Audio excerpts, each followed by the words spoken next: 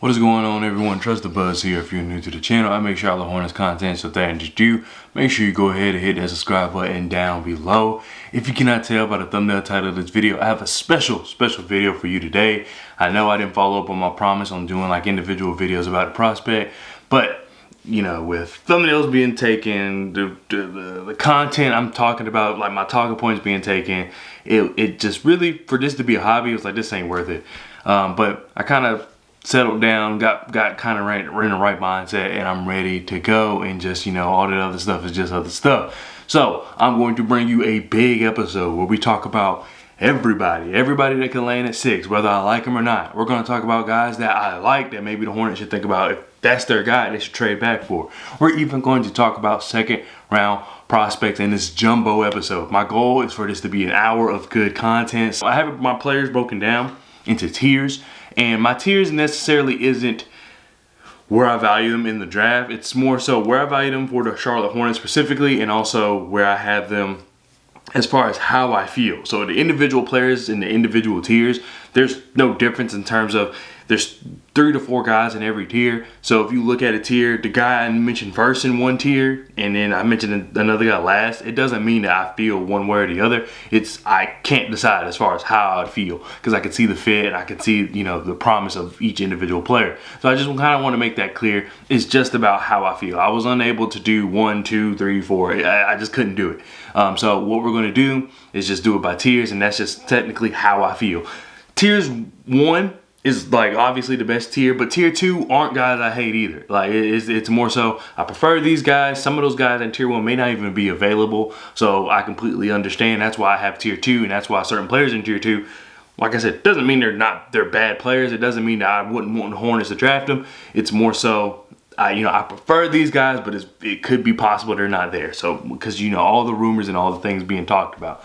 But without further ado, let's go ahead and really get into the nitty gritty. So the first player I would like to mention in tier 1 is Montes Buzelis from G League Ignite. I know I just said that I don't have any favorites, but he is like one of my favorites. He's a guy that I don't think gets the love he deserves. I like a lot of the things he's able to do. My one gripe with him, and we'll talk about plenty of positives, but my major gripe with him, outside of a couple of small things which we'll talk about, is the fact that, to me, he doesn't have that one skill I can sit there, hone in on, and be like, okay, if all else fails, he can do this. Because he showed glimpses of a lot of different things, and that's why I like him. And he showed that he's passable in some areas. I would like the three-point shot to get a little better, especially considering his whole game is going to be predicated on if he can shoot.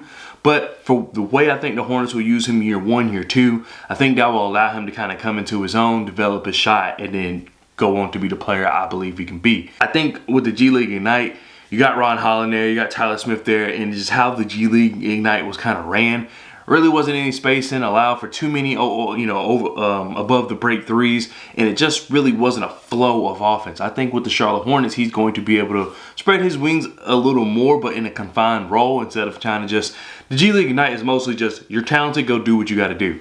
But I think with the Charlotte Hornets, he's going to be able to sit, I know it sounds crazy, but sit in the corner and just eat there. Just the first, year or 2. He doesn't have to strictly become a 3-point corner shooter. I like the way he's able to dribble. You don't have guys who are 6'10" that can put the ball on the floor the way he can. He's not going to be this Giannis when it comes to ball handling at his size. But at 6'10", I do like that he feels comfortable enough putting the ball on the floor. His handles are a little loose, but I think that's something he can tighten up. I think that's something that will help him out in the long run, and I think that will end up helping out his mid-range game. Because that's the biggest part of his mid-range game to me, is that he's not really able to get into the mid-range and kind of operate there. It's more so if it's there, he can take it, and I think he's pretty efficient at it. But a lot of times he is kind of, he doesn't have the dribble moves to kind of create space. But he's able to shoot over people, so I just want to see him take more advantage of that. In the mid-range, I mean, he shot like 44%, so that's not bad at all. But you would like to see just kind of how he does it, because he didn't take that many. I think he only took like 34 attempts. So you would like to see him operate in the mid-range a little more. He's sneakily athletic. I think a lot of people don't give him credit for his athleticism. He's a guy that plays very aggressive when he's attacking the rim. He's a good cutter. He knows when to cut. He knows when to roll on screens. And while you're not really going to use him in a pick and roll as your bread and butter, he can do it. But I think you're really going to look forward to the pick and pop, which Still, I know I want to say I want him in the corner, but LaMelo Ball, him in the pick and pop, Brandon Miller pick and pop, even Miles Bridges in the pick and pop. Oh, that's one thing I will like to say real quick. All these players are in the mind that Miles Bridges is coming back. I would say, I think my draft board may be a little different if we were to say Miles Bridges is not coming back. I'm just assuming he's coming back. I had to pick one or the other, or else I could say, you know, but if this happens all day. So I just decided to pick one just because it makes the process easier. So just keep in mind that this is with Miles Bridges. If you would like to see just some quick notes about, you know, if we didn't have Miles Bridges and what I would do, then let me know and I'll make that a quick video. But this is with Miles Bridges. You got Miles Bridges, you got Brandon Miller, you got LaMelo Ball. All these guys dominate the ball. That's what they do. They're best when they can. And while they can't all play off ball, especially Brandon Miller, especially LaMelo Ball. I know a lot of people, you know, when you say LaMelo Ball playing off ball, they think you don't want him to be the point guard. That's not what I'm saying. I'm saying he's a tremendous catch and shoot player. I've said it plenty of times on this channel, and I would like to see more of that because I think that helps him as well in the long run because we're able to switch it up. If we have to rely on him to do so much, that's where the injuries are going to come from. That's where it become predictable. But if we can have him run around a little bit, which he does, I feel like he enjoys doing or you know, puts effort towards doing it, I think we should utilize it because he's good at it. So, but you have to have the skill around him to be able to do so. I think another reason that he's had to dominate the ball so much is because we really didn't have the necessary players to kind of allow him to do other things. So now that we're slowly building that out, I would like to see that. But having Montes, he can be your fourth ball handler, and I would really like him in a starting unit because of the fact that you really just have him sit in the corner, have him operate there, and I think they'll help him out, can give him a lot of open shots because you're going to have Miles Bridges at the top of the key, Brandon Miller, all these guys like to operate at the top of the key, but you need somebody to hit the corner shots. That's where Montes comes in. His size, I think he has an ability to shoot. He's shown that he can shoot in the past outside of G League Ignite, so you want to see him carry that over, and I think he can really do that. And one big thing real quick I want to bring up is his also weak side defense. He's a really good shot blocker. He really is able to pinpoint the ball without fouling. I think Jaren Jackson Jr. is a comp you think about it when it comes to that, but Jaren Jackson Jr. fouls too much. Montes Buzelos only fouls like 3 times a game, maybe even less. I think it might be even less than that, but with 2 blocks per game when his time with the G League Ignite. So that just shows you how good he is at, you know, like I said, pinpointing the ball and getting the block. And that allows a lot of versatility for us on defense where sometimes you can run him at the 5. He does need to gain weight, but you can run him at the 5. You can run him at the 4, maybe have Grant at the 5, but kind of, you know, rotate them in a way where you don't really necessarily have Grant guarding the rim when people are cutting or driving, and you can more so have, you know, them switch out if you're able to call it and see it fast enough. So I think that's going to be really beneficial for us. Not to mention, I think he will play well next to Mark Williams or Nick Richards because of the fact that he is a threat. That's the one thing about Montes. I do obviously need him to show that he can shoot, but he is a threat. I think he's always going to be a threat in his career unless he ends up shooting like 29%. I think he's going to shoot better than what his numbers indicated. At minimum, I think his rookie year, he's going to shoot, what, 34? So if he shoots 34, that's enough to keep honest, and then I think that next year he'll make that significant jump, 38, closer to 40. He's just that, I see it with his shot. Laterally on defense, I think he needs to be a little better, though he does once again have the versatility to kind of guard these bigger wings. Having Brandon Miller, having Montes Buzelos kind of be like this makeshift, you know, wall when it comes to guarding bigger wings, I think is going to be beneficial. But if Montes can get in that little weight, I think he gives us the help that we need when we're guarding guys like Giannis and guarding guys like, I can't think of off the top of my head, Michael Porter Jr. I think he can really help out with those kind of guys because I see Brandon Miller more so guarding those wings. Montes, if he gains a little weight, more so guarding the forwards, and I think then we really just need to find a solution to guard those guards, which I think if Miles Bridges bought in, can do so. But yeah, that's it for Montes Buzelos. He's one of my favorites, as you can tell by in tier 1. My goal is to kind of spend 5 minutes on every tier, well, every top prospect, and then we'll kind of go, you know, for trade back guys, do a certain amount of time, and then for second rounders, we'll do a certain amount of time. But Montes got the most time, it looks like, but it's okay. For my second player, I have to go Ron Holland. Ron Holland was in my tier 1 when I did this video like a month or so ago. And the reason he's still in there is just because at one point he was seen as the most talented player in this draft class. He's a guy that can get down the floor quickly. I like his ability to drive, though he does need to improve his ability to finish. I think sometimes he does too much. And I think Ron Holland, to me, out of anybody in this draft class, at least at the top, suffers the most from 19-year-old syndrome, and I just like to call it that just because when you're 19 years old, you're this talented. Everybody's telling you how talented you are. You go to the G League Ignite, and you, in a way, in its own way, dominate there. You're going to take bad shots. You're going to do just dumb stuff. You're not going to make bad reads because you're going to try to do everything. I'm not saying that that's a defense for some of the film you'll see, but I am saying that I get it. You're going to see it every single year of a guy who just does a little too much. And a lot of times it's just because they're young and they're just the most talented person on their team. That being said, I think he just has the tremendous tools of being a guy that can really help us out. And it also helps that he's sandwiched between Brandon Miller and LaMelo Ball. I think that's really, really going to help out his game because they do a lot of things that he can't. So it's going to let him kind of move along forward and continue to, I think, the good thing about Ron Holland is if he solidifies his game, he needs to develop a shot as well. But if he solidifies his game of what he does best right now, which is attacking the basket and allow Brandon Miller and LaMelo Ball to operate the perimeter, I think that tandem will work. He just needs to shoot good enough. He doesn't need to shoot 40% from three. He shoot 35. That's the team average. He shoots 35, but also, improving on his ability to attack the rim and finish and continue to play defense, because that's something we're about to transition to in a second. I think he can be an excellent player in this league.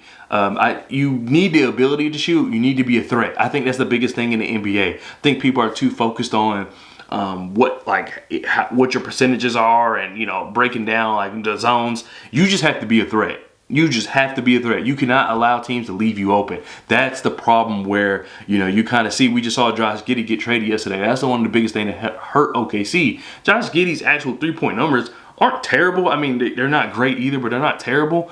He just wasn't a threat at all when it came to those big moments. If Ron Holland, if his team wants to be a playoff team, if he's that dominant when attacking the rim as I think he can be, but then he's a threat at the three-point line, I think everything else will be handled. Of course, the Hornets will need to get some more three-point shooters because the biggest thing about our roster is we have too many guys that, I'm not going to say we're supposed to be Ron Holland's, but they're supposed to play the role I'm foreseeing for Ron Holland, and they're just not doing so. Bryce McGowan, Cody Martin, a bunch of guys like that. And I think Ron Holland really is going to open up because he's a better finisher than all those guys. But also, I do believe he has a shot. He has a chance to develop a shot. You see how comfortable he is when he pulls up. You see how he is when he can stop on a dime and kind of pull up in the mid-range. So he has the tools to do so. It's just he's got to put it all together. And I think being at G League Ignite, sometimes that's tough. Just once again, it's not to defend anything he's done as far as you look at some of his shots and some of the bad decision making, but I think it's all there. Defensively, he does everything. He's a guy who's going to play hard-nosed defense. He's not Stephon Castle when it comes to defense. He's not going to hound you like that, but he's looking to make a transition opportunity, and 9 times out of 10 he does. And then once he's moving, he's good. It's hard to stop this guy. He can get skinny and go between defenders. I really like just a lot of things about Ron Holland. He's able to do the chase down blocks. He really is able. I think even sometimes G League Ignite was using him as a weak side defender. As I mentioned, we should use Montes. G League Ignite was using Ron Holland, and they would kind of have him guard the guy in the corner, and he would come down and contest the shot. And he's pretty good at it, only specifically because he's so athletic. He's one of the most athletic prospects, if not the most athletic prospect. Sometimes it's tough for them to put it together. Sometimes it's tough for them to develop a shot. But when you look at his shot, when you look at his confidence when he shoots, you can tell it's going to be there. He just has to put in the work, which I'm pretty sure he will. I think the biggest thing that hurt Ron Holland was the fact that he got hurt. And he could have came back, and he kind of chose not to because he knew where he was going to be. I think now that it's rumored that he's sliding, that I think maybe he regrets that decision. But nonetheless, I think he's going to be a fantastic player. He's a guy that, like I said, he can play the hard-nosed defense on the perimeter for the smaller guards. Have Brandon Miller guard the wings, and I think that will be good for our defense. I think it definitely will be good enough. And then you can look on offense, and he can be a guy that we can rely on cutting. We can rely on just moving without the ball, and just really, I think what's going to be best is giving him the ball at times and allowing him to kick out to these guys, allow him to kick out to Miles, allow him to kick out to Brandon, allow him to kick out to LaMelo, and LaMelo being able to do the same. Miles being able, I think they're all going to kind of work together in this rotating, this rotating gauntlet basically of guys who can penetrate, who can kick, and then who can shoot. Ron Holland has to hold his end up of shooting, but I think you have 4 guys who can all put the ball on the floor, who can all go to the rim in their own way. They all do it in different ways, but it also can hit the open shot when the driver creates opportunity for him. That's going to be the biggest thing when it comes to him offensively. But him being able to go to the rim, I think that's the skill you hang your hat on because he's so effective at getting to the rim. I do need him to finish a little better, but all the talent is there. It's just tweaking. It's just tweaking. He takes on contact very well. I think he's an excellent player. You could hear me on the BuzzBeat podcast actually kind of flip-flopping between him and Montes as far as like who I really wanted, because we were like, oh, we let's try to pick one.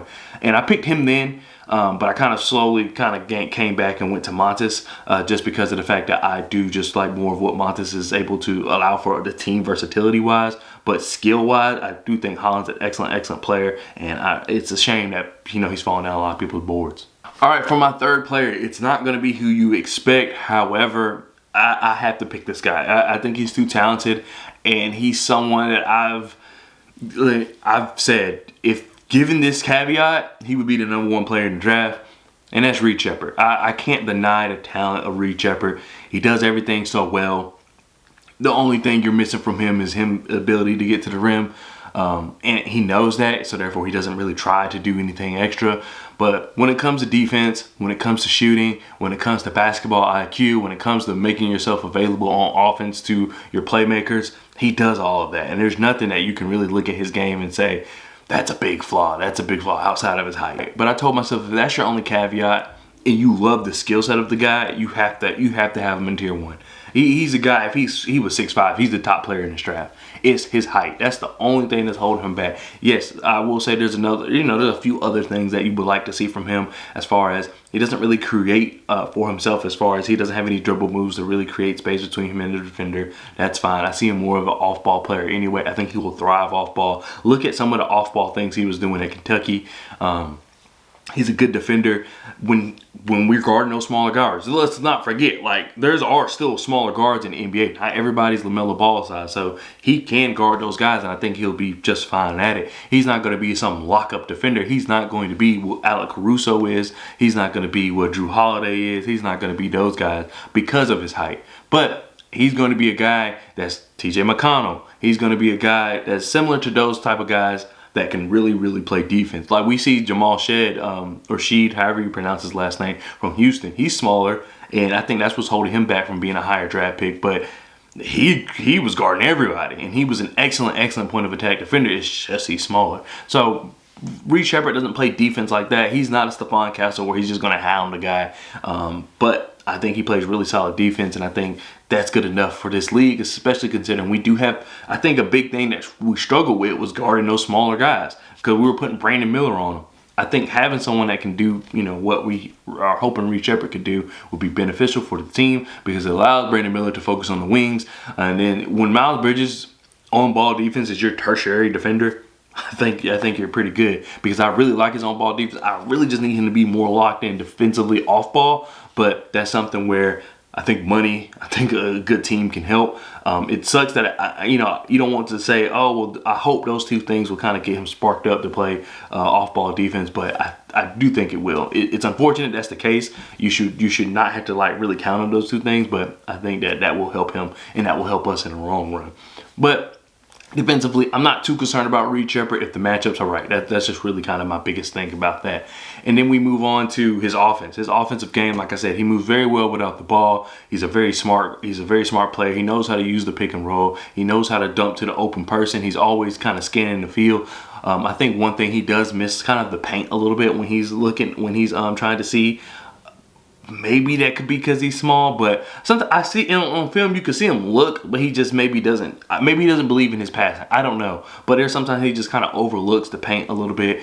But I wouldn't say it's maybe there's a point because of the fact that it's not like Kentucky had this guy, had the type of centers that can work down low. We don't even have this type of centers that work down low. We have more so rim runners, dunker spots, and then when it comes to those type of players, he's really effective at getting in the ball no matter who's in the paint. So it's just kind of, you got to understand maybe the offense a little bit. But him slotted between LaMelo Ball, Brandon Miller, I think is exceptional. I think that's the type of, those are the two guys you would want someone like Reed Sheppard and even Ron Holland in between as far as on the floor, because he can set them up, they can set him up, they can make up for his height. I know we give, LaMelo slack for defense, but it's not like he's a terrible, terrible defender. So you have those two guys kind of surrounding you. You have a guy who, is going to play basketball. He's going to play defense. Like, it's not a question of, oh, he's too small, so he just kind of, no, he plays defense. He reminds me a lot of like a George Hill, Fred VanVleet. Those guys are smaller, but they play defense. So depending on how you feel about those guys, yes, I know I would say more so George Hill. Not necessarily talent-wise, but I think impact-wise, and George Hill was a really good point guard for the Indiana Pacers teams. They just ran into LeBron. But for what George Hill did, he kind of was, okay, I'm a staple in the offense as far as just kind of setting everything up. We don't necessarily need that because we have LaMelo, but George Hill did a lot of other things because while he was the lead guard, he also played off ball a lot because they had the Danny Grangers, they had the Lance Stevensons, they had the Paul Georges, of course. So he was the lead guard, but he didn't play lead guard duties. But he was able to bring up the ball up the floor. He was able to kind of play off those guys and let them eat, and then he take advantage of what was left over. That's where I see Reed Sheppard doing. I know basketball has changed, and I know that's been like 10 years. I know basketball has changed since then. But the Celtics have shown that if you can get some shooters, I think you're kind of okay with the defense, because it's not like Sam Hauser played defense. It's not like, those type of guys, Peyton Pritchard, who I think is an, okay defender. It's not like he's just this defensive stopper, though. So if you have enough shooting and then have a mixture of those guys who can play defense, because they did have the Derek Whites, they did have the Drew Holidays. We have to get our Derek Whites and Drew Holidays, and it doesn't have to be. They don't even have to be that good as far as those two guys. They just have to be competent on defense. I think Cody Martin would be fine at it if we got that Cody Martin the season before he got paid. If we had two of those, hey, Reed Sheppard even makes more sense. So that's the one caveat I will say for Reed Sheppard. You're just concerned about the defense. I don't think you're concerned about offense at all, because he finds a way to get open, and he's a smart guy. Like he's not going to do anything crazy. He's going to do what the defense gives him. He's not going to try to create too much. So maybe you look at that and say, I don't know. But for what we need him for, like I said, if the height is the biggest thing, considering we have two giants as far as when it comes to those positions, I think I'm okay with it. The only issue I will say is that we have Meeges, we have Trey Mann. Something has to be done there. But I think you got a guaranteed guy that can shoot. I think you have to take that. I think you have to take it. If people want to say something about his height and say they don't feel comfortable with it, I 1,000,000% understand. But like I said, if this guy was 6'5", he would be the best player in the draft. That's the case. You know what I mean? If he's available at 6, I got to take him. Now, trade up, that's where it gets iffy, which is why, that's why Tier 2 exists.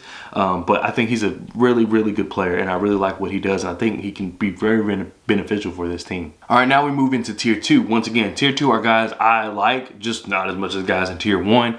I will say that I'm very comfortable with, depending on how the draft board goes, moving guys in Tier 2 to Tier 1. That's why Tier 2 exists. So without further ado, let's go ahead and get into it. The first person in Tier 2 I would like to mention is Stephon Castle. I know I've talked about him already, so I'm not going to go too in depth. But for Stephon Castle, I think we know what he brings. The thing is, you want to see him putting a shot together. He's a guy where if he can develop a shot, he becomes one of the better players, if not the best player in this draft. I still probably would take a 6'5" Reed Sheppard over him, but overall, I think he becomes the best player in this draft if he's able to develop a shot. That's a big if. It's easy to say, to harp on the shot and wonder, is he ever going to put it together? Is he ever going to put it together? It just sucks that for the Hornets, we're in a situation where this draft, for every 2 things a guy does well, he does 8 other things, not so well. And it just leaves you trying to scramble and figure it out. It's just unfortunate that the Charlotte Hornets particularly suck at 2 things that essentially make basketball, and that's defense and 3-point shooting. So you're forced to miss out a guy who I think has elite level type of defense. He, as I mentioned earlier with Montes, I feel like he doesn't have that one skill he can sit there and hone in on. If he doesn't really develop as much as you would think he would. Stephon Castle has that, and that's his defense. That's his defense effort. That's all there. The issue is like I said with the Celtics, yes, they do have the Drew Holidays. Yes, they do have the Derek Whites. But Derek White has always been able to shoot. He started off rough in his time in San Antonio, but there was times that he showed he could shoot. Drew Holiday has gotten better, but it's not like he was this bad of a shooter. So Stephon Castle, it's just like you got to find a shot. I've tried to find all the information I can, and it's just never seemed like he's ever been able to shoot. That leaves him more Marcus Smart, which Marcus Smart, you saw those Celtics teams were still good. Well, Marcus Smart, that one Celtics team still made the NBA Finals. They were just going to get against the Golden State Warriors. So you could maybe make an argument that they could have won a championship then. But as you saw, they got rid of Marcus Smart. And they got a Drew Holiday. They got Derek White. So those are things you got to kind of think about. And that's exactly why I'm thinking about it. And I see it. I see the talent there. I see the defense there. For me, I just cannot wholly put him over some other guys when his shot is that way. Now you could say, well, Ron Holland can't shoot, Montes Buzelis can't shoot. I think Montes Buzelis, I believe in his shot. So despite what the percentages say, I believe in his shot. Ron Holland, I will say that Ron Holland and Stephon Castle, they're a little closer as far as their shot and their 3-point percentages. But I will say Ron Holland shows to me that he has the potential of shooting, and he does these other things extremely well. And still providing the defense. His offensive game is much more, I wouldn't say refined, but it's much more explosive. It's much more impactful than Stephon Castle's. And he has, above average defense as opposed to Stephon Castle. I think his offense is a little, poor, but his defense is almost elite levels when it comes to, comparing to other players in this draft. So it's kind of the teeter-totter, which is why Stephon Castle is in my 2 and not like someone that's just off my board completely. If Montes Buzelis is off the board and Reed Sheppard's off the board, which is very, very likely, very possible for the 6th pick, I wouldn't be mad at Stephon Castle. I just need more shooting. If you were to tell, and I could say this about Reed Sheppard as well. If you were to tell me, for Reed Sheppard, if you were to tell me, hey, the Charlotte Hornets are going to get proven wing defenders, the guys who are, been in the league, who are proven they can, defend at a high level at the NBA level, and then we're drafting Reed Sheppard, I really wouldn't have a problem with it. That is where I do have a problem, because we don't have any elite wing defenders. Same with Stephon Castle. If you were to tell me, hey, we're going to get some knockdown 3-point shooters, we just really need someone to kind of be an anchor of our perimeter point of attack defense. So we're going to get Ron Holland, but we have Najee Marshall. We have these other guys who are in free agency. If they pick up Patrick Williams, his 3-point percentages are really good. I'm okay with it, but it's hard. I have to take it at face value for what we have right now. I'm not going to sit here and assume. I can sit here and say, okay, if you draft Reed Sheppard, this is the right thing to do. If you draft Stephon Castle, this is the right thing to do. But I can only take it for what we have on the roster right now, the 2nd, which is why I put Stephon Castle in the 2nd tier. I think he's going to be an incredible player. I think he's going to be very impactful for a team that doesn't need shooting, but we just need shooting. We really, really need shooting. And as much as we also need defense, it's just tough. It's tough for me to really decide. So the next player in tier 2 I would have is Cody Williams. Cody Williams is a guy from Colorado.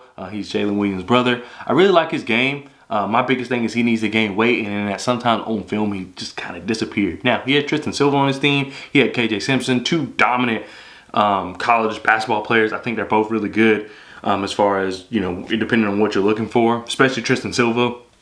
So I get at times where he kind of faded away, but he played his role very well. His role was, I'm going to sit here, I'm going to defend, because of his weight, I think that's why he was kind of put on smaller guards. But he's, I'm going to defend these guys that KJ Simpson doesn't need to worry about defending.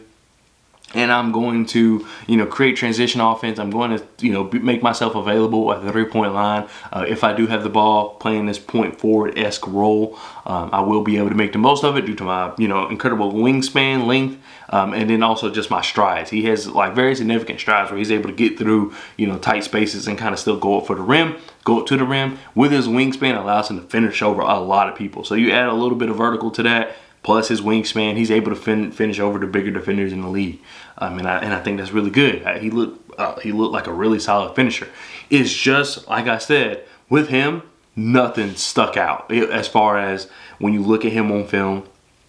and you say, okay, well, this is what am I looking for? What am I looking to gain from this? Nothing really stuck out to me. Like I said, he plays like this point forward-esque role, but like I said, he makes himself available for the ball handler, where I think he is pretty good at hitting open threes. There was a lot of times he just was reluctant. So they would come, the defender would come up and try to contest the shot, and he, instead of kind of just putting it up, which the next person I'm about to talk about definitely would put it up, instead of putting it up, he kind of would just then put the ball on the floor and try to finish that way, and most of the time he did. It's just I would like to see him, you know, shoot a little more. At full potential, he gained some weight because he's like 170, 180, and he could be sick or something. I don't know. Because draft combine is really hard because all your kind of draft stock is based on that one moment. You know, when and we know bodies, especially kids like that, your body fluctuates every day. So the fact that, you know, you're caught at maybe your most vulnerable moment is tough. But him and Brandon Miller, if he gains weight, him and Brandon Miller could be a tandem at the wing. They really could, because they kind of do similar the same things, though, you know, they may be better, you know, excel at more things than the other. And I think that's just going to be really beneficial for us. Having two guys that can run around the floor with long arms and defend, contest the way they do, because I think Brandon Miller is a really good shot contester. I think that's going to be huge for us. So I really like Cody Williams, and he's someone where if I didn't have, you know, he's the other person where if Montes and Reed Shepard are going by 6, which once again highly likely, he moves up to tier 1. I really like his game, and I want to see more of it. That's really all it is. As much as I thoroughly enjoy his game, I just wanted to see more of it. And then on film, he just doesn't really pop out. But when you analyze his game and look at what he does well, I think you're really happy with what you see. All right, next we have Dalton Knecht. Dalton Knecht is a hooper. Dalton Knecht is a true 3-level scorer. I don't think his defense is as bad as people say it is. His usage was through the roof. It was like 32% usage rate. And they won games. Tennessee made it very far. Didn't they make it to the Elite 8 or something like that? Tennessee was a really good team, and Dalton Knecht was a big reason for that. Like I said, I really like his game offensively. I don't think his defense is as bad. For what it's worth, his combine measurements were very similar to Klay Thompson's, if not identical to Klay Thompson's when it came time for the draft combine. So it's not like he's physically unable to play defense. There's been proof that someone with his almost exact measurements has been a pretty good defender in the NBA. So he can do it. I'm not saying he's going to be Klay Thompson levels, but it shows that he can play defense. Unless there's some medical reason that I don't know about. But as far as everything we know, he should be able to play defense. Really the biggest thing with him is that you're not going to have maybe some of the rim pressure that you would look for, that we feel like we need. And I know I could say that the same thing about Reed Shepard. But for Reed Shepard, I felt as though he plays extremely, extremely well off ball. That's my one thing with Dalton Knecht is at Tennessee, yes, he was forced to have the ball so much.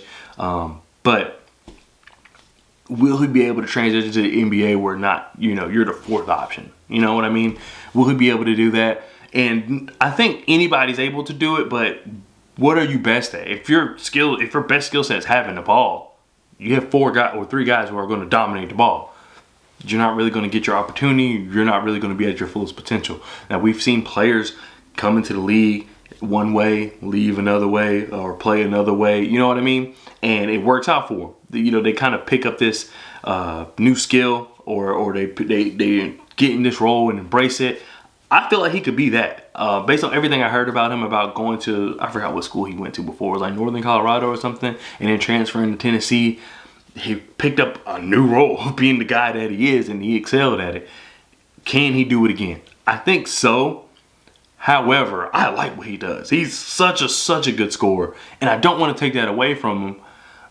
So if you're thinking maybe, we're just going to go all out offense, maybe that works. Young team, I think that's always a way to start. It's just, getting the offense out there running, and then maybe the defense will come along with it later.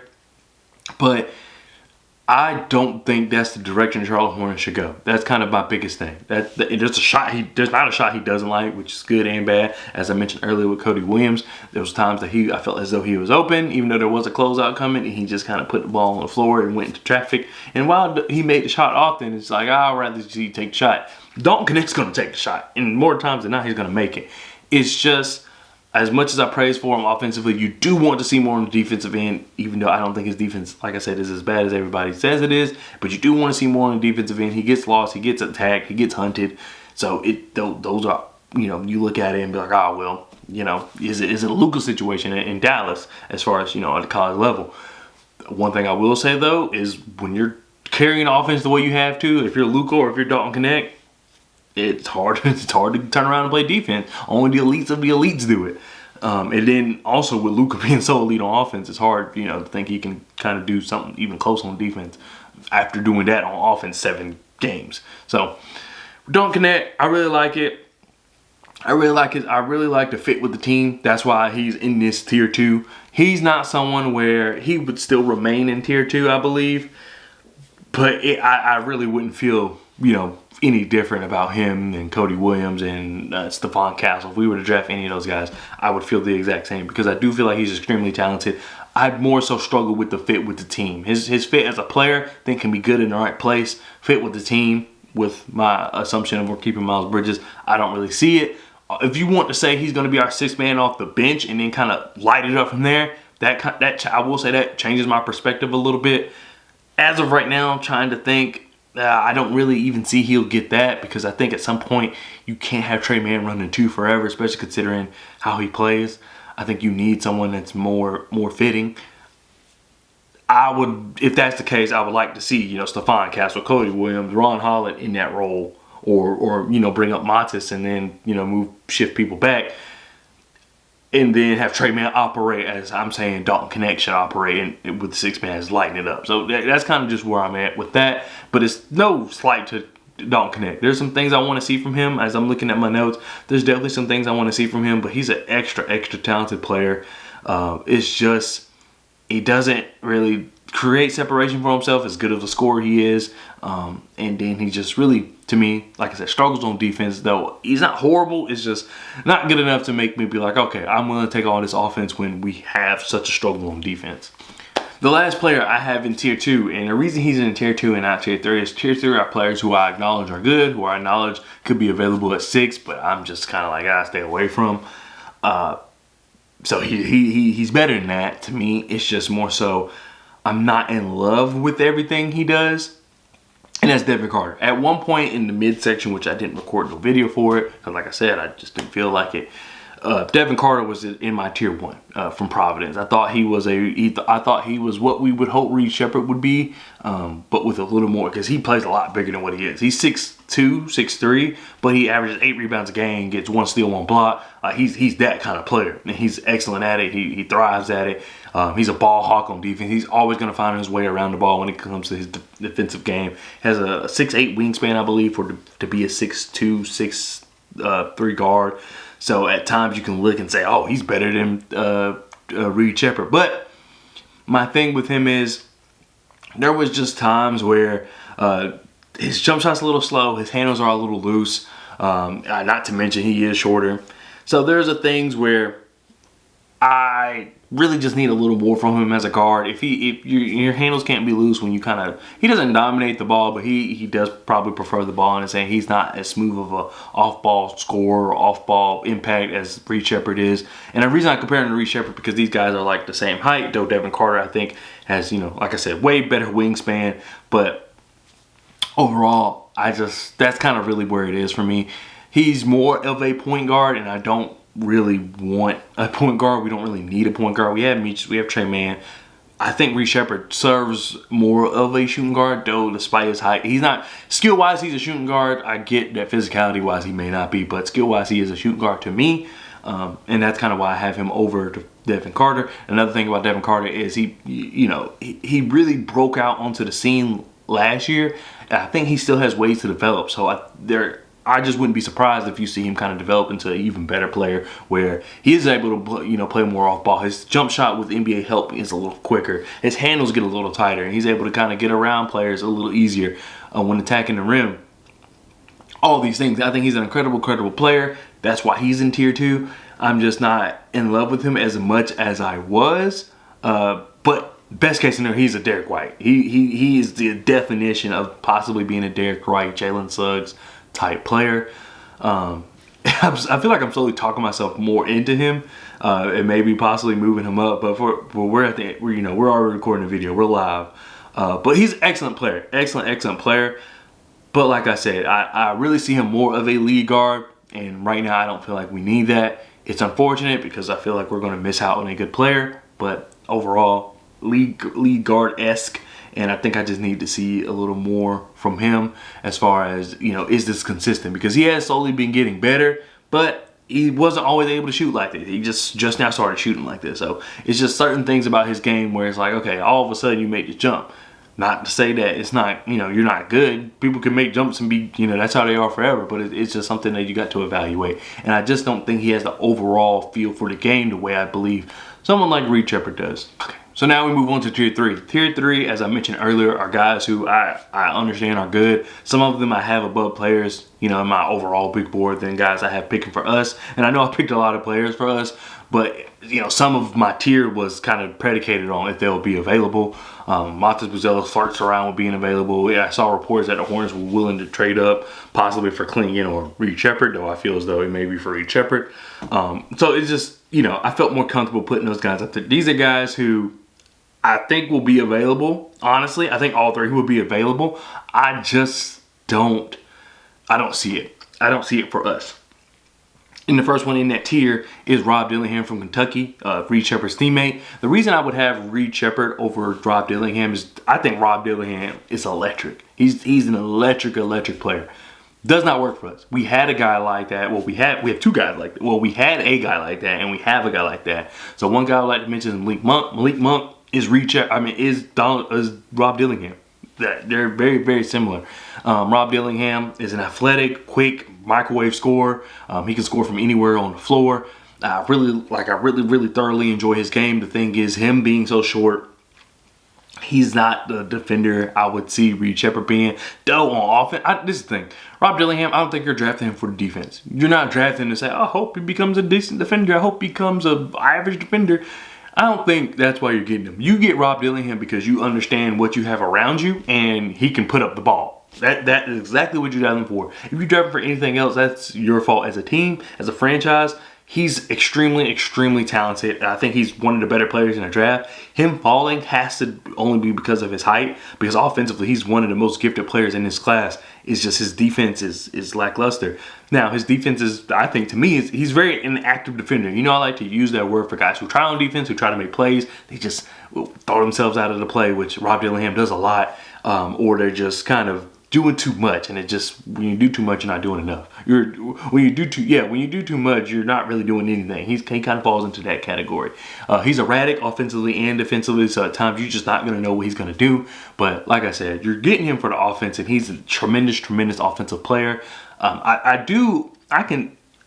This is where having the Trey Man, having the Micic, it's really like, I don't really see the point. As electric as he is offensively, we kind of have guys like that. I keep going back to Reed Sheppard because I understand me having him so high may turn a lot of heads or be like, oh, well, why? You know, he's small too. I think Reed Sheppard just better fits what we're doing because he can play more so in the offense of the team. He can allow the game to come to him. He doesn't necessarily need the ball and to dominate. Though I think Rob Dillingham's an excellent off-ball mover. It's more so he has to put up the shots. If he's not putting up the shots, then what is he doing? He's slowly developed the playmaking a little bit throughout his season at Kentucky. Overall, some of the passes are a little wacky and it's just not, you know, there. Granted, none of these players are, even Dalton Knecht, as probably like the oldest player in the draft, none of these players are, you know, complete players. They still have time to grow. They still have time to learn. It's more so, Reed Sheppard for me is a little more NBA ready, specifically going to a team like us. That's an unfortunate part of it, and that's the reality of it. As good as I think LaMelo Ball is, as good as I think Brandon Miller is, and as good as I think Miles Bridges is, it hasn't worked for a reason. You know, we really haven't reached the next height for a reason. So a lot of that, you could say 50%, I believe, maybe even 60% is on the franchise. 40% though is on the players. We've had these players quit. We've had these players not show up in big moments. We've had players not available. All these things kind of predicate into why I feel like the Hornets have not been good the last few years, or they had that one good season and kind of been all over the place since then. I think Reed Sheppard, for me, is just a better fit into all of that because he doesn't need anything special around him. I think the only thing is we probably do need to add some better defenders. We needed that anyway. If we were going to be a competent team. So that's why I feel like getting Reed Shepard is a better building block for the future, because all you need now is defenders. You don't even need excellent 3-point shooters. Once you have Reed Shepard, Melo Ball, Brandon Miller, add a couple of guys that can maybe hit like 36, 37%, hey, you're good. So maybe even 35% you can get away with as a team. So yeah, that's kind of where I sit on that. Excellent player. Really could see him with the Spurs because they have like the fundamental makeup. They have Keldon Johnson. They have Wemby, of course. They have Devin Vassell. They have Jeremy Shohan. So they have the pieces around him that let Dillingham thrive. And I think that's why I think the Hornets have the pieces around to make Reed Shepard thrive, and even Devin Carter. And I say that because they're all the shorter players. Next, we got Donovan Clingan. So Donovan Clingan, I actually really like his game. And to me, he's 2 maybe overall. I really enjoy his game. This is the caveat though. For me, I think next year's center class is much better. Next year's big forward, center, whatever you want to say, class is much better. And I don't think he would rate highly with those guys. You have like 3 guys there who are centers who can stretch the floor a little better than he can. Though I really like his game in this particular class because he takes up so much of the paint offensively and defensively, because he's a massive human being at 7'2", 260. When you look at Mark Williams, he's 7'2" or 7'1", 240, something like that. So Donovan Clingan, huge human being, very strong. He's not, I think at times we see Mark Williams play a little soft, Nick Richards play a little soft. Donovan Clingan, he's not an aggressor like Jalen Duren, but he's a guy that, you know, he's going to dish out punishment as far as physically, and he's willing to, you know, deal with the punches, for lack of a better word, on defense as well. He's going to contest every shot that he can. Sometimes I think he rotates over and kind of leaves his guy open, but I've never, at least film I watched, he didn't really struggle kind of getting back because he has such a long wingspan. He can kind of, you know, play both sides. He can kind of, you know, turn his body a little bit over to contest the shot, but if they dish it over, he has the, you know, quickness and I think the hips to kind of move to the guy that's in a dunker spot or the guy he left open that maybe be coming in for a cut. So I really enjoy Donovan Clingan's game. The issue is he's just not too different from Mark Williams. Yes, I do believe that he does some things better than Mark Williams, but it's unfortunate because it's one of those situations where we don't really know what we got in Mark Williams yet. I'm not ready to give up on him, especially considering we have such bigger needs. If center was the only position that we really needed, then maybe I would flirt with this idea a little more, but it's not. There's a lot of other things we need, and I'd rather get those than get Donovan Clingan. But I think he's going to be an excellent player. At worst, he's a Jared Allen, which Jared Allen has shown that he can get you, you know, he can help your team and anchor your team to a certain point. But I do feel like even the Cleveland Cavaliers are like, maybe we should move on from this guy because he does cap your ceiling. So without him being able to shoot, that's the problem. I think at best he's like a Rudy Gobert in space eating, because Rudy Gobert eats up a lot of space. But they're saying he can shoot. So if he can even pop from the mid, I think that will really open up his game and open up the game for the team as well. Next in this tier is Nikola Topic from KK Mega Basket. He's a Serbian point guard. I think he's really good. I think he's one of the better players in this class if healthy. And that's honestly the reason he's down here. I can't deal with another injured point guard. The whole reason I think people were picking him for us, I didn't like the idea, but I understood the idea, is that he's a guy that can, if this injury thing is chronic with LaMelo, we have a guy who, yes, he needs to develop a shot, but he's excellent at getting to the rim. He's excellent at reading the defense. He's excellent at moving in fast break. He's just an excellent player overall. His defense lacks a little bit. The effort comes and goes, but he's an excellent player overall as far as creating the offense, being a floor general, being that guy. He moves well without the ball, considering he's the lead guard in most cases. It's just the injury. That's the only reason he's down there. His three-point shooting, I think I would like to see that get a little better, but he's shown signs that he can shoot. It's just the latest stats. From what I saw, he just was only shooting like 26%, but there's times where he shot 34 or 35. But I will admit, I struggle not reading international stats, but knowing what happened when. They had the dates, but I don't know, like, just before, just after. Probably a little more research. I actually really want to get into Eurobasket this year, so maybe I'll be better at that next year for international prospects. But yeah, he's an excellent player. He's a good-looking shot. able to get down the floor quickly on fast breaks. He's able to pass people open. You know, that's a big thing for me. If you're going to be a lead guard, if you're going to be a playmaker, can you pass people open? And I think he does a really good job of that, putting the ball exactly where they're cutting to. I think that's huge. He can split defenders with ease. When he's attacking the rim, he doesn't necessarily struggle when he's they're trying to close it in on him. He has a way to kind of get through the defender and still finish at the rim. He finishes at the rim very well. His layup package is not crazy, but it's not like, because Ron Holland has a crazy finishing package, but he's not the best finisher. Topic doesn't have a crazy finishing package, but he's an exceptional he's an exceptional finisher in my opinion.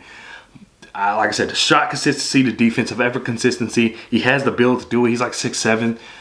He would be great. He would be great for us. Is the injury. That's the only reason he's down here, and I'm being completely honest.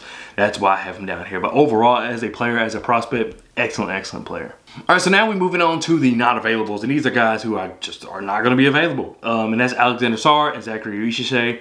For Alexander Sarr, 7'1", he plays like Jaren Jackson Jr. a little bit. You can see a little Evan Mobley in his game. He handles the ball like a wing, so maybe I would lean towards Evan Mobley. Do I have anybody written down? Because I try not to compare, because they just I don't have anybody right now. But yeah, he maybe leans a little more Evan Mobley because he can't handle the ball. His shooting is just not as good as some people say it is. He's confident in taking it, but he doesn't make them. And then his defense, I think, is really good because he's able to, jump up. He's athletic. He's to me, he's going to be more of a slasher that can maybe pop out every now and then. But he's really going to thrive at slashing, whether that's from the dunker spot, from the corner. He's just a really good slasher, and he can put the ball on the floor and get to the rim as well. You really just want that shot to kind of develop. You want his passing to develop because he can read the floor. I think he tries to make the right pass. It's just not always the most beautiful pass, so he struggles with that a little bit. But I see why people have him as a top prospect. He would probably he would flirt around with one for me. Because I think he's a good shot blocker, good on-ball defender. He really makes your defense versatile, and then able to bring his slashing ability, his finishing ability. I think that it all works out. A guy that can defend like this, I don't think you necessarily need him to be this elite shooter or elite scorer, especially considering kind of the role you'll have him playing, the position you'll have him playing. You don't necessarily need that. And it also depends on your team. As we mentioned with the Charlotte Hornets, I'm not as high on Stephon Castle as some people, but a lot of that has to do with the team. I don't think our team is ready for that. Do I like his fit on a team? Of course. I think he's an exceptional player, both Sarr and Castle. It's just where we are right now. It's one of those things. It's just where we are. If you were telling me a couple things were guaranteed to be different, then maybe my tiers would be different. But as of right now, it's just tough.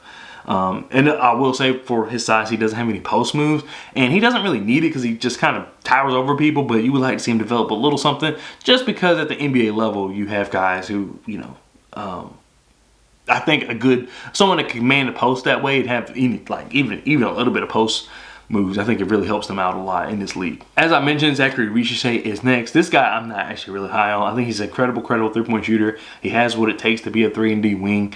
It's just I don't think he's all that to me. I mean, that's really it. I think he's going to be incredible. This is the thing. I think at his worst and his best is really close. And I think that's more of a compliment because I think his floor is just a 3-point shooter guy that, can defend, and that's it. He could be your 4th starter, 5th starter on a good team. I think that's kind of his minimum. I don't think he gets any worse than that unless he can't deal with the NBA. And I don't think he gets much better than that either. But at best, if he does put it all together, which is possible, I root for all rookies. I'm huge on rookie development or player development in general. At best, he could be a 3rd best player on your team as being a guy that can put the ball on the floor, that can play make. He does these things in spurts. He does these things okay. It's just not like, oh, that was so good. It's just like, okay, he's just an incredibly solid basketball player. That's how I feel about him. But watch him go to the Spurs and be amazing because they do that when they get incredibly solid basketball players and make them great. That's just what they do, and that's why I wouldn't be surprised. But he has all the tools. I don't think there's any. If he was at 6, you might have to consider taking him because he's that solid where. What you see is what you get. And he might get better, but I don't think he gets any worse. That's the thing. He shot incredibly from 3. And what I do like about it is that he had a spurt in the season. He was shooting horrible. he was terrible. And everybody was like, oh, well, see, the shot's not real. And he turned around and and he's torching people again. So that's what I do really like that about his season, where that he showed that he can go through a slump but just hop right back out of it. And not only did he hop out of it, he was going crazy, shooting like 40% or something like that. Again, after before he was shooting like 50 at some point. So credible player. I think he's just extremely solid. That's it. But I don't want the where everybody's like picking one or two. I don't see it that as far as potentially upside, but I do understand it as in this draft, who do we need right now? Like around the Hawks, you might have to really consider it if you're really trying to develop a team and put that team together and help, you know, those current players, Trae Young, DeJounte Murray, Onyeka Okongwu. If you're trying to maximize what you have right now, he might be the pick because he's very solid. I don't think he's going to steer you wrong. Right, so now we are in the trade back category, guys who I actually like their game. But if those are the people the Hornets want to get, then they probably should trade back. I like every guy in here. It's just I don't see them at 6. Now I will admit I see them all over the place. So I see them as late as 22-ish and then as early as 10. So early as 8. So it's a mosh posh of players, but I definitely just want to give these guys love because I do like their game. It's just at 6, it's a little high for my blood. But the first person we have is Tajon Salon. I saw it on a Basketball Without Borders video. That's how they pronounce it. Now that I think about it, he didn't look too happy. Maybe that's just how his personality is. Well, he didn't look too happy. Maybe they pronounced his name wrong. But 6'9" forward. I think he's an aggressive guy. He plays defensive aggressively. He plays offense aggressively. He's attacking the rim. He's just a bully ball type player. He does need to develop a shot. His shot came along this year, but it's like, do you wonder, can he really shoot? His passing is a little erratic. It's not as good as you want it to be. I think he looks to pass. It's just not there. So he needs to refine that a little bit. But overall, physical driver. Like I said, needs to work on the shot. Just a slasher through and through. Like if you're thinking of NBA slasher, like in 2K18, 2K19, the game, you're going. That's kind of what you get. Where you can't really do anything else, but he can play defense and he has a high motor as well. So really like his game. It just needs to be refined. He's a kid. He's like 18, 19. So, but 6'9", that size, that natural physical ability, I think he can put it together with the right team. We could possibly be the right team. Our coaching staff is built for player development, I believe. So he really could be the guy. Next, we have Jacoby Walter from Baylor. I really like his game as well. He was someone that I had really high on my board at the beginning of the season. I really liked his ability. He threw like 30, like twice in the first like 10 games or something like that. It was crazy. He's an incredible player. He can create for himself. I like his defense. He's a hype guy. He's going to get his teammates involved. He's a guy that he loves basketball. You can tell. He leaves it all out on the floor. He can shoot a little bit. I think I need to see him shoot a little more. The thing is with him is that you watch his film and then you realize this guy, as talented as he is, he may not look as talented because of the kind of situation he was in. He was in a team with, I wouldn't say championship aspirations, but they expected to be good. They expected to be great even. But he was a freshman, and so you're asking a freshman to do a lot of that. It can make it tough, but I've seen freshmen do it. You know what I mean? So it's one of those things where I completely get the circumstances and how they can be rough on him. But overall, I believe that I've seen freshmen kind of rise to the occasion. It's not that he didn't rise to the occasion, but he did struggle a little bit. But he's not a fundamental type guy, but he's a taller Rob Dillingham. Rob Dillingham, I think, he doesn't have not necessarily the fundamentals, but he's just an electric scorer. I think Jacoby Walter kind of fits that a little bit. He's just not as efficient. And I think that is because he's, a little further behind Rob Dillingham when it comes to fundamentals. But he's a smooth guy, got to get his handles together. I really like Jacoby Walter. Next, we have Jalen Tyson from California. He's just a hooper. That's kind of the best way I could put it. He does a little bit of everything. He plays defense. He attacks the rim. He can shoot. He's just a hooper. I really like his game. He uses his size advantage because he's like 6'7". He uses his size advantage against younger or smaller guards because he's more of a guard. He's just an exceptional player from California. I really like his game. He's versatile on defense. I think that would be good for us as well. If that's their guy, once again, that's someone they should trade back for. But I think he's an incredibly talented player, and I think he should be higher on more boards. So from Dayton, we have my next player, and that is DaRon Holmes. DaRon Holmes, I might have above everybody here. Maybe, nah, because I think I got somebody underneath that might be a little better. I don't know. I really liked Deron Holmes last year. Deron Holmes, he plays this more of like a pseudo big. Like he's more of like a forward to me, more of a power forward. That he can play center. He can play small ball 5. He's developed his 3-point shot. It came a long way, so that's something you gotta like. Okay, can he really shoot? But I believe he can. He can pick and pop. He can get to the rim. He's an excellent shot blocker. He plays defense pretty well. I believe he leaves his matchup a little bit too much to get a block as well. And a lot of bigs do that actually. But either way, I think he's really good. He's able to do five. He's able to do 5 out, and without it being really of a disadvantage either way. So whether that's him guarding the 5 out or him being playing in the 5 out, he really can do anything with a good guard. He can pick a pop, he can cut, he can pick and roll. He does just a lot of things very well. Really like Deron Holmes, and I'm actually surprised he's not on a lot of people's boards. It could be because he's a little older now, coming out of year 3 of Dayton. His game isn't completely done. Like you could tell, he has some things to work on. But overall, I think he's an excellent player. I think also him playing at Dayton may have something to do with it. But when you look at I can only compare him to the competition he played. When he did come to the tournament last year, he succeeded. I think he played very well in those 2 games before Dayton lost. So shout out to Deron Holmes. I really like his game. As I mentioned with Tajon Salon, as far as a 2K build and what they can and can't do, because you're limited in 2K once you make your player, at least it used to be. This guy really kind of fits that, and that's Tyler Smith from G League Ignite. He is the definition of a stretch big. That's like all he does. That's all he can do. He has the size. He has the fluidity to be this maybe like 2-way stretch big, but really they just put him in a corner, told him to shoot.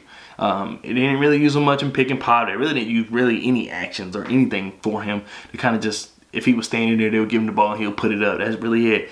He's a little weak. He struggles at the rim. He's just a shooter. The definition of a shooter. We need that. We need a guy that can kind of put it up like that. Even though I think his 3-point percentages do need to go up. I think it was something like 35% or something like that. But either way, he definitely needs to improve his shooting. I'm looking at my notes here. He definitely needs to improve his shooting. If he can't do anything else, he needs to be an elite shooter. That's kind of my point. If he was able to develop these other skills, like I said, being a 2-way, then maybe I wouldn't be too concerned about his 3-point shooting kind of being like 36, 37%. But shooting playing like this, as far as not really being able to do much else, I need it closer to 38, 39 for me, just because lack of ability in other areas. Going to another guy that can stretch the floor, we have Khalil Ware from Indiana. Last year, his freshman year, he was at Oregon and he transferred to Khalil Ware, and it helped his shot tremendously. I know a lot of people talk about his effort, but when it comes to his skill, he's an excellent player. He's nimble in the post, good at setting up in the paint. Like he kind of creates distance between him and his defender when it comes to setting up in the paint. He does need to also get some type of post move, but because he's able to create that separation in the paint, because he has such a long wingspan, he can kind of hold off the defender this way, get the ball with his hand, and then kind of do something from there. If he develops a little bit of paint game, I think that it can really open it up for him, because he can be in and out type big, and I think that would be really beneficial in the NBA, specifically for us, of course. Like I said, stretch the floor. Good. He's good at blocking. He does need to get a little stronger. He relies more on blocks than playing like actual paint defense, but it works out for him, and that usually does work in the college level. So I do need him to get a little stronger. He's the definition of leaving. I know I've said this about a couple of bigs, but he's the definition of leaving his assignment. As opposed to those other guys, I say left, but it's more of like a kind of hedge almost. But they have to get back, and then sometimes they did not. Except Donovan Clingan, I think he was pretty good at getting back.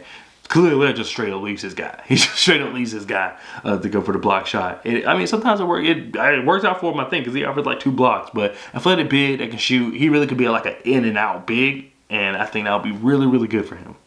All right, and finally in this trade back category, we have Keshawn George from Miami. The thing about him, he's a 6'7" wing. The thing about him is that he was a freshman and he came off the bench. Now we've seen guys like Scotty Barnes do it, which not everybody's going to be Scotty Barnes, but we've seen guys like Scotty Barnes do, I think, Jonathan Isaac. A lot of Florida State guys came off the bench but didn't have like significant roles in the NBA, even though I know Jonathan Isaac's still trying to find his way back from being, I think he was an excellent defender before he got injured, and then injury just got weird. But either way, Keshawn George, excellent player. He gives the effort on defense. He's very creative on offense. He can play kind of this, He's not necessarily a point forward. He does need to work on his passing a little bit, but he does make some tremendous passes. It's just he's not really, I wouldn't call him a playmaker, but he does make some good passes, some good reads. He can score from anywhere. I need him to get a little stronger. But other than that, I think he's an excellent player, and I think that people use him coming off the bench as like, oh, we can't be that good. It's like, no, this guy, sometimes in college stuff like that happens. I think Rob Dillingham came off the bench.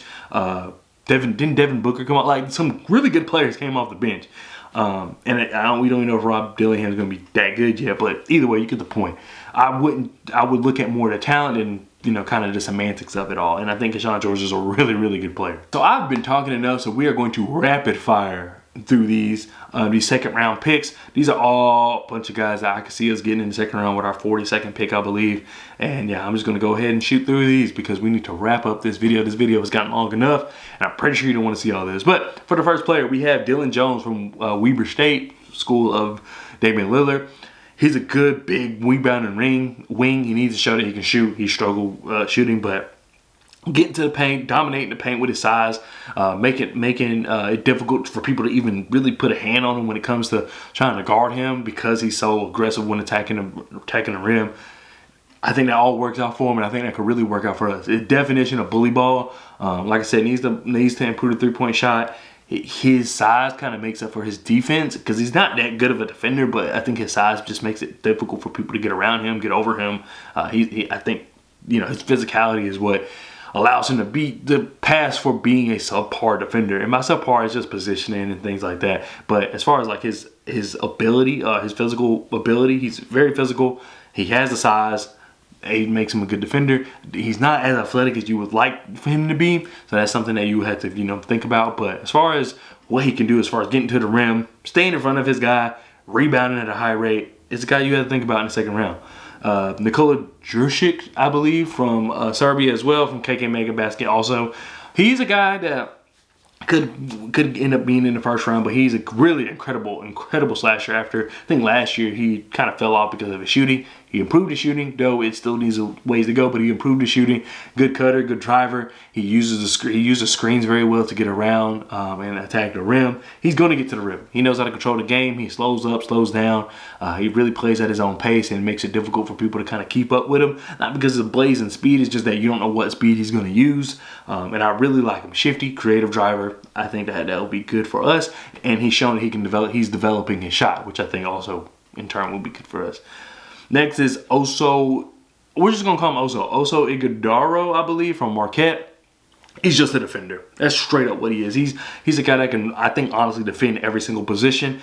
He has this cool push floater shot that goes in. It's like, feels like it's automatic. That's really what you're going to get from him. A good screener, good around the rim. All in all, a defender through and through. He's someone where I really would have him more if I'm looking to defend the 5 out. But he's going to play. He's going to feel like a center, though he's only 6'9". He's going to feel like a center. So if you're defending the 5 out, trying to have someone that can shoot, he may not be an option for you. But if you're playing the 5 out just because you want some, you know, if the team you're playing is playing a 5 out and you just need someone to guard them, but you're not really worried about your own offensive game, I think he'll be good. Like I said, he could really give people hell because if you're playing a 5 out, more than likely you have like a weaker center. In most cases, this guy is an aggressive roller. He's like I said, he's good around the rim. He can really punt. He can make them, you know, have to switch from the 5 out because yeah, you might be able to. You're not going to really be able to get off shots because he's such a good defender. And then on the other end, you're getting punished because even though he's not this amazing offensive player, he's so physical. He rolls to the rim with such aggression. He sets good screens. Like the defender is going to have a problem with him. So next we got guard Cam Christie from Minnesota. Excellent shooter. He's more athletic than I thought he was. I really didn't expect him to be that athletic when. Because I forgot what game I was watching, but it was like in real time when the season was going on. I didn't see him be that athletic, but going back watching the film, I was like, oh, this guy's kind of athletic. Solid defender, not a playmaker, considering he's a guard. You would want him to be a better playmaker, but he's not. But shooter, athletic. I think that you see kind of what's coming here. From Arizona, we have Miles Bridges Light. I know some people have been saying it. But Keshad Johnson, I think is a pretty good player. Gets to the rim. is flirting with a shot. You know, is getting a little better. Plays good defense, good relay passer. He's a guy that, you know, is a good connector when it comes to kind of his role. He's not trying to do too much. He does all the dirty work. He's what I want from Miles Bridges. Of course, he's not as skillful as Miles Bridges. He's not as good as Miles Bridges. But I want Miles Bridges. I've said before, I want him to be this dirty work kind of guy. Instead of averaging 20, I would like for you to average 16 with excellent on-ball defense, excellent off-ball defense, passing a little more, because I think Miles Bridges is an exceptional passer. Continue rebounding the way you do. And I don't even need steals like to be a good defensive player. I just need, you know, effort, which he, like I said, on ball he gives, off ball is a little lackluster. So I'm willing to, you know, maybe you don't score as many points, you take away 4, and then, you know, you give me a lot more in those other areas, in those dirty work areas. I think he can really do it. If for whatever reason he does not want to, and we don't have Miles Bridges, I think that Charlotte Johnson is a guy that you can really look at. He never was the star player at Arizona, so that's something you may consider. But overall, I think it's an exceptional guy that we can really use, effective at the rim. Yeah, really like him. Very, very similar to Miles Bridges as far as build, and he does like I said, he does things I would like for Miles Bridges to do. Staying on the West Coast, we have Jonathan Mogbo. From San Francisco, 6'6". He's more of a forward, though he's 6'6". I know so that could be looked at more of like a wing, a guard, but he's more of a small forward, power forward. And that is because he's an exceptional rebounder. He averaged like 14 rebounds at 6'6" at San Francisco. Good on-ball defender, good at the rim, good defense, versatility on defense. Not bringing much to the game on offense, but as good as he is defensively, I think you're willing to take it, especially in the second round. Lastly, I have a lot of Kentucky players on here. It's a shame. Is Justin Edwards from Kentucky. 6'6", wing. I like his game. There was times where, you know, he's supposed to come in and he was supposed to be like one of the guys at Kentucky and just really never quite found his rhythm. But at times, he was an exceptional player. You saw his three-point percentage. It looks good, but he doesn't attempt that many. High motor, athletic. I really enjoy his game, and I think there's more to it. He's always trying to make the most off ball, whether that's on offense or defense. He plays really good off-ball defense and is really active off-ball on offense. But overall, when you try to give him the ball, put him in a half court, I believe he struggles a little bit. But I think he's a good player. I think we can find out what we have with him and really try to... I think he's a good player. I think he provides wing depth, and I think he gives us more than what we're currently getting with JT Thor, Bryce McGowan, Cody Martin. I think he gives us a little more than that. So Justin Edwards is a player to look out for in the second round. And that does it. That is the Charlotte Hornets draft special. The Charlotte Hornets big board. Look, I thank y'all for every single view that you've given me. Thank you for every comment. Thank you for every like. Thank you for every share. Thank you for all the love. It's been really, really difficult to really find the energy, find the time, really, find the love for doing this. Like I said, this is completely a hobby, so therefore I could care less kind of where the channel goes or anything. I just want to, you know, make good content for you guys. It's fun to connect with other people, and more times than not, we're having a lot of people who aren't even Charlotte Hornets fans who just enjoy ball. So and that's really all I care about. At times it just gets tough because considering this is a hobby and I could care less about kind of what really happens. When people want to argue for no reason and people want to, like I said, go out their way to kind of one-up you, it's like it makes you not want to do it because like, it's taking the fun out of you. I'm trying to make this serious and I'm just having fun. So overall, I'm going to keep doing what I do. I'm going to keep doing what I do, and I just want to say thank you so much for just everything. I really couldn't do it without you. This has been a fantastic draft episode. I might do this next year. I might not do the breakdown of every single... I might do breakdowns, but I might not tell you where they are in my order until this video, because this was really fun. Hopefully the editing comes through and I don't get lazy and I'm able to give y'all some good edits, because that to me is what this video is going to be based off of. Less about me, more about the editing I can do and provide for y'all. But once again, thank you so much for watching. I really do appreciate it, and I'll see y'all draft night.